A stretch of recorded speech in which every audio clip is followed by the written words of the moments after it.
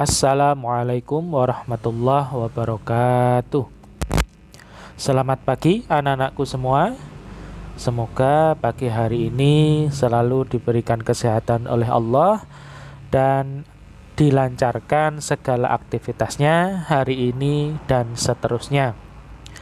Anak-anakku, pada pagi hari ini kita akan melanjutkan materi bab sedekah yang kemarin kita sudah sampai dengan ketentuan bersedekah.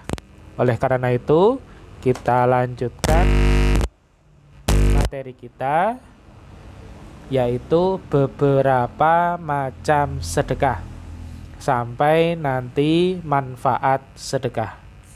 Oleh karena itu, kita persiapkan alat tulis dan buku paket, sekalian dibuka halaman 44 sampai 48. Sebelum kita masuk ke materi, kita baca dulu basmalah bersama-sama. Bismillahirrahmanirrahim. Anak-anakku, beberapa macam sedekah kemarin kita sudah bahas. Sedekah tidak harus dengan harta, bisa dengan sikap, lisan, dan tenaga. Kita bahas satu persatu. Yang pertama, bersedekah dengan sikap.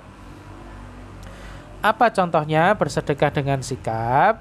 Yaitu yang pertama, memberikan senyum kepada orang lain. Kemarin kita sudah menyimak satu hadis yang menerangkan bahwa senyuman kepada saudaramu, senyuman kepada saudara kita adalah dinilai sebagai sedekah. Ya. Yang kedua, menyambut tamu dengan baik.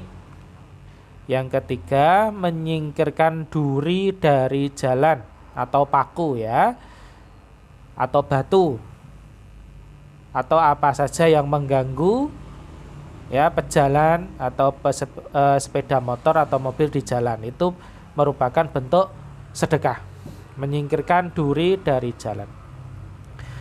Yang selanjutnya, membantu tetangga yang sedang mengalami musibah, ya, seperti angin puting beliung, banjir, dan lain sebagainya.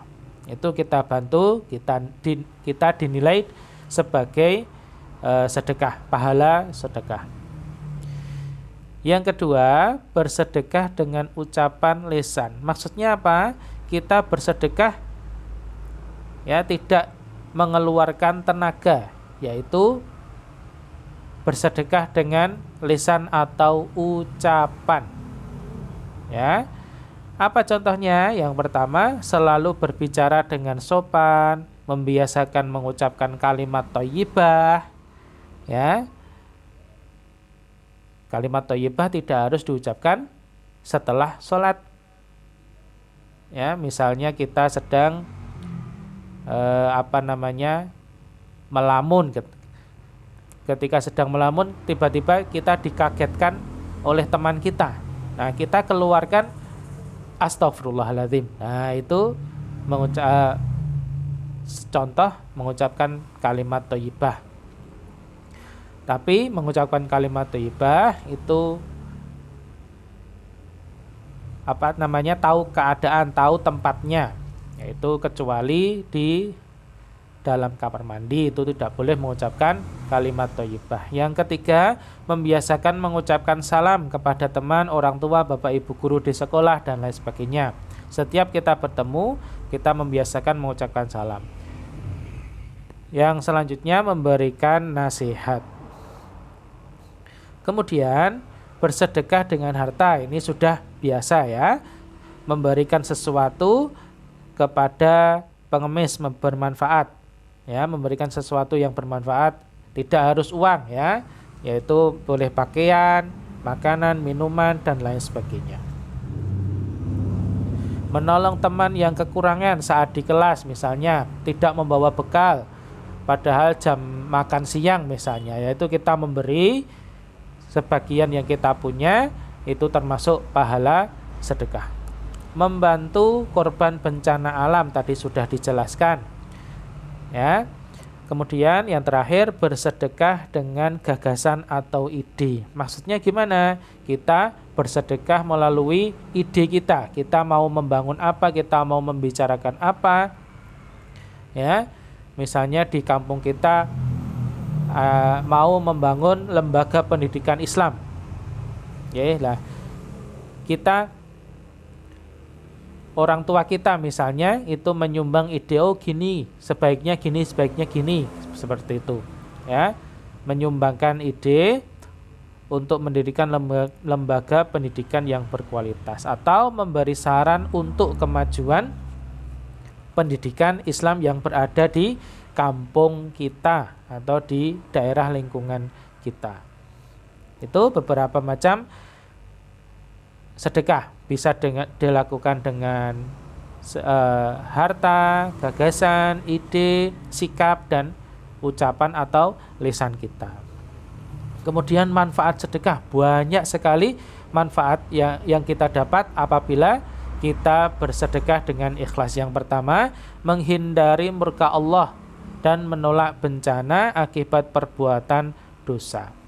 Kemudian memperpanjang usia, menambah rasa syukur dan berbudi mulia.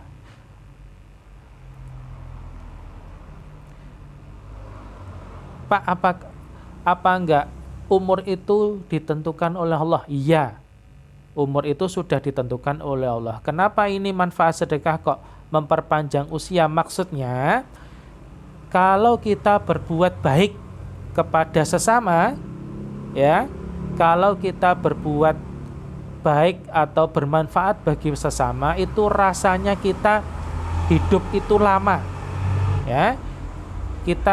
Usia kita itu panjang kalau kita bermanfaat kepada orang lain. Kalau kita menyusahkan terus orang lain, maka umur kita itu terasa pendek. Akan tetapi kalau kita bermanfaat kepada orang lain, maka orang lain pun akan mendoakan kita, ya Allah, panjangkanlah umur orang yang bersedekah itu agar bisa terus bersedekah. Nah, maksudnya seperti itu. Kalau kita bermanfaat orang lain, kita itu merasa umur kita di dunia itu panjang, ya, bisa bermanfaat bagi orang lain. Itu maksudnya. Ya, maksudnya seperti itu. Kemudian mempererat tali persaudaraan sesama muslim.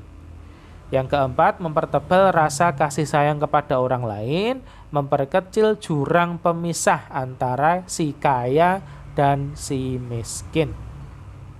Ya. Yang keenam, memperlancar pembangunan fasilitas pengembangan umat. Ya, jadi seperti itu manfaat bersedekah, menghindarkan murka Allah, memperpanjang usia, mempererat tali persaudaraan, mempertebal rasa kasih sayang, memperkecil jurang pemisah, dan memperlancar pembangunan fasilitas pengembangan umat. Itu ya anak-anakku semua, semoga bisa bermanfaat. Yang sedikit ini mudah-mudahan bisa dipahami dan bisa diamalkan, ya, apa yang Pak Adi sampaikan, manfaat sedekah, agar kita bisa memperoleh manfaat sedekah. Itu ya anak-anakku semua, semoga bermanfaat. Kita cukupkan sekian. Wabillahi taufik wal hidayah. Wassalamualaikum warahmatullahi wabarakatuh.